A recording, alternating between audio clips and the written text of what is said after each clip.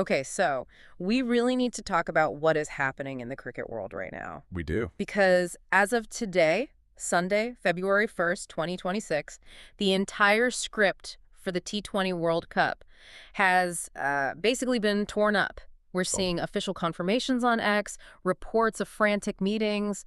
The whole thing is a mess. might just be the biggest administrative crisis we've seen in, well, in modern cricket history. We've seen boycotts before, sure, but But never like this. never executed quite like this now. And that's the key, right? The execution. Because the headline is simple. Pakistan is boycotting the match against India. Mm-hmm.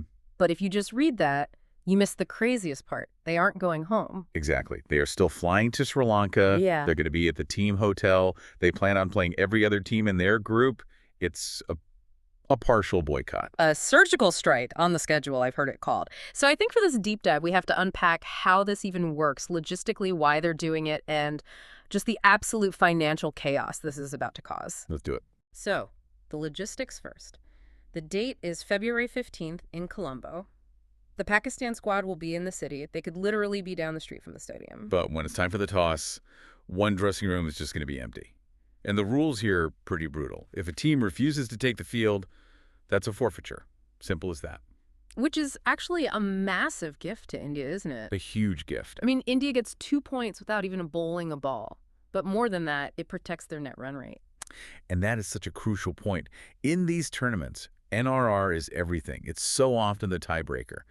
A walkover doesn't just give you points. It basically saves you from a narrow win or a rain-affected game that could wreck your math. So India gets maximum reward for zero effort, zero risk of injury. Precisely. So Pakistan knows they're handing their biggest rival a free pass. That tells you how serious this is. Why? Why make a move that so obviously hurts your own chances? Well, the official statements frame it as a protest against, recent ICC governance. But you can't really look at this in a vacuum. You have to talk about Bangladesh. Right, the security withdrawal. Bangladesh pulled out earlier, and that really set a tense tone for this whole tournament. It created a domino effect. The reports we're seeing suggest Pakistan felt the ICC's handling of the Bangladesh situation was a double standard. So by playing everyone else... By playing everyone else, they're trying to show their issue isn't with the World Cup or the sport. It's a targeted message aimed squarely at the administration and, by extension, at their rival. It's turning cricket diplomacy into an actual standoff. But there's always one thing that stops these things cold. Money. Money.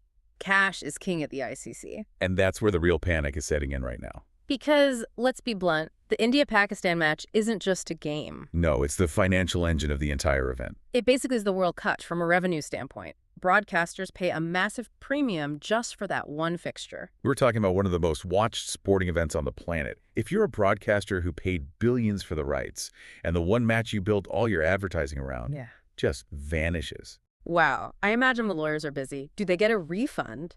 Do sponsors get a payout from the ICC? That is the billion-dollar question. I mean, contracts have those force majeure clauses, but a boycott isn't an act of God. It's a deliberate choice. So the product they sold isn't the product they're delivering. Exactly. Right. And that explains all the chatter about sanctions. The ICC can't just let this go with a slap on the wrist. No way. We're hearing talk of severe financial penalties, maybe stripping future hosting rights, even suspending their funding. You just can't mess with the money. So to sum this all up, come February 15th, we're going to have a fully booked stadium in Colombo, ready to go, for a game that one team is refusing to play while sitting in their hotel room a few miles away. It's one of the most surreal protests I think I've ever seen in sport.